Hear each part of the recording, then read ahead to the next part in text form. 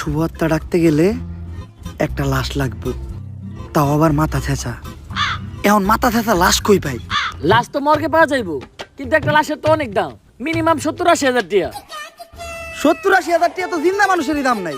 বাদ দে, লাশ লাগবো না। কিন্তু লাশ ছাড়া আবার আত্মা ডাক মুইবা কেমনে?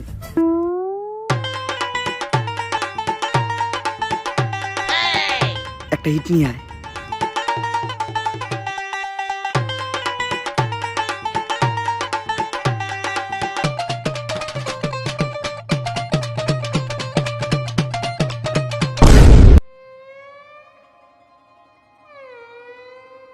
কপাল ভালো আমি কানা আসলাম না, নাহলে আপনি আজকে আমার লগে এই কামটা করতেন। আরে না, তোর লগে এই কাম করতাম না। আমার ভিতরে একটা মানবতা আছে না। কেমন মানবতা আছে ওটা তো দেখতে পারলাম।